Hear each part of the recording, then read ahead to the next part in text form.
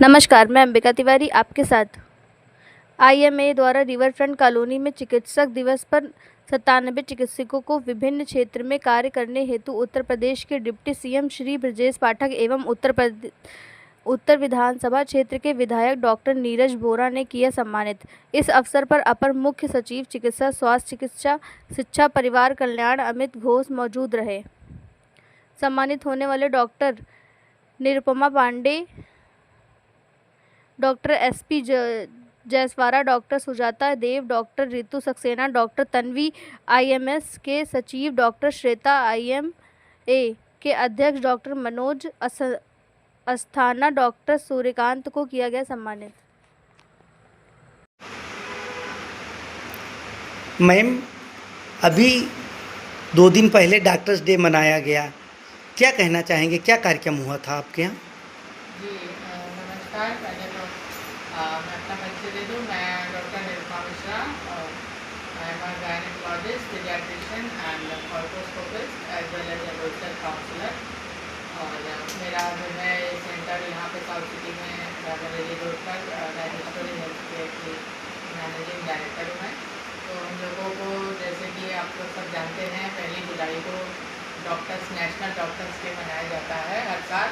तो उसी हर साल की तरह इस बार भी अपना हमारी इंडियन मेडिकल एसोसिएशन की जो लखनऊ ब्रांच है, इसमें डॉक्टर्स डे सेलिब्रेट किया गया था।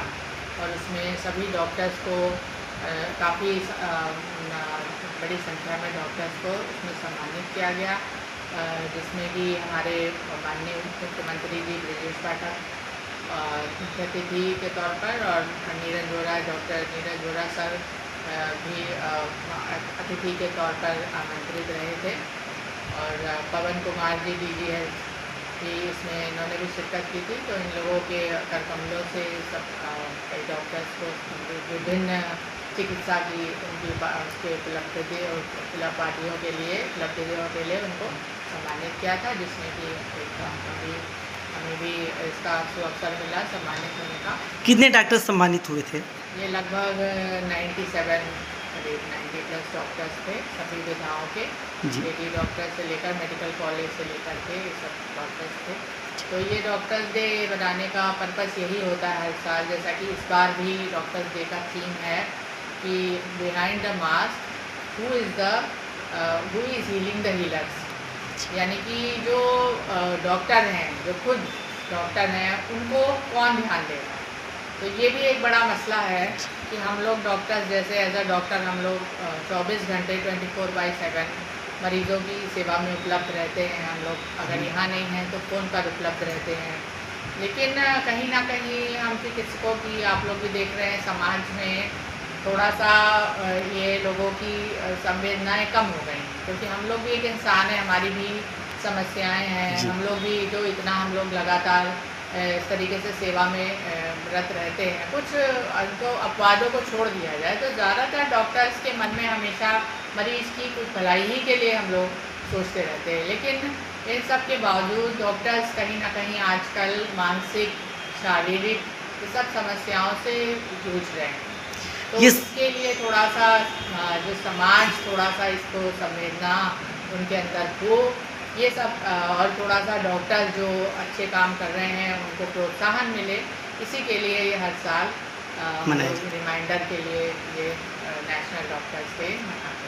ये सर्वाइकल कैंसर की जो बीमारी आजकल बहुत चल रही है और लोगों को लास्ट मोमेंट पे पता लगता है, जिसके कारण गर्भाशय को निकालना पड़ता है, ऑपरेशन करना पड़ता है, इसके विषय में क्या कहना चाहेंगे आप? हाँ बिल्कुल, आपने बहुत अच्छा ये विषय चुना है, क्योंकि गर्भाशय का कैंसर, जो सर्वाइकल कैंसर जिसको कहते हैं, ये हम लोगों के मतलब कि ऑल ओवर वर्ल्ड ये मृत्यु का दूसरा प्रमुख कारण है। पहला ब्रेस्ट कैंसर है और दूसरा ये सर्वाइकल कैंसर से मौतें जो हैं ये पूरे दुनिया में, और इंडिया में तो ख़ास तौर पे सबसे ज़्यादा हो रही हैं, क्योंकि हमारे यहाँ अवेयरनेस बहुत कम है इसकी। और ख़ास तौर पे जब पता चलता है तब तक सिचुएशन बहुत आगे निकल चुकी होती है। तब जैसा आपने बताया गर्भाशय निकालना पड़ता है, या कई बार उससे भी काम नहीं चलता है और एडवांस स्टेज हो जाती है तो chemotherapy, radiotherapy, quality of life बेकार हो जाती है एंड सर्वाइवल के चांसेस भी कम हो जाते हैं। तो इसी क्रम में WHO ने भी अभी बनाया है एक अपना रूल बनाया है 90-70-90 करके कि इसको एलिमिनेट करना है हम लोगों को। एलिमिनेट तो भी नहीं, लेकिन 2030 तक कम से कम 90-70-90 का रूल को फॉलो कर सके, है ना, कि 90% इनका स्क्रीनिंग हो जाए, 70% जो उनके स्क्रीनिंग में उनका ट्रीटमेंट हो जाए और 90% लोगों को उसमें फ़ायदा मिल जाए। तो ये स्क्रीनिंग वाला जो पार्ट है ये हम लोग इस पर जोर दे रहे हैं कि जैसे कहते हैं ना कि prevention is better than cure. तो कोई चीज़ अगर समय से पहले पता चल जाए या स्क्रीनिंग उसकी पहले शुरुआती तौर पे पता चल जाए तो हम लोग उसको बीमारी को आगे बढ़ने से भी रोक सकते हैं। तो उसी के क्रम में हम लोगों ने कोल्पोस्कोपी अपने सेंटर में शुरू करी है। ये लखनऊ में अभी बहुत कम लोग इसको कर रहे हैं, उनमें से हमने, लेकिन हम लोग हैं और 1-2 सेंटर और है। मेडिकल कॉलेज में तो सुविधा उपलब्ध है लेकिन प्राइवेट में कम। तो ये कोल्पोस्कोपी जो है इसमें हम लोग यही खास तौर पे इसमें देखना होता है बच्चेदानी के कैंसर की ही जांच के लिए। इसमें हम लोग PIA यानी कि एसिटिक एसिड लगा करके विजुअल इंस्पेक्शन करते हैं, लिवोल आयोडीन लगा करके 2-3 तरह की दवाएं लगा करके हम लोग चेक करते हैं, 5 गुना मैग्नीफाई करते हैं।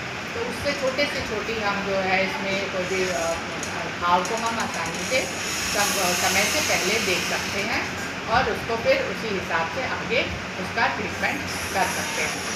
तो ये जो है हमारा पर्पस है स्क्रीनिंग के लिए। और बाकी आप लोग वैक्सीनेशन जानते ही हैं, HPV वैक्सीनेशन जो सरकार अब तो निःशुल्क दे रही है 16 साल के बच्चों के लिए, है ना।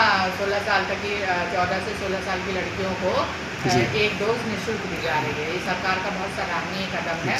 तो ये भी जो है बचाव के दिशा में ही एक कदम है।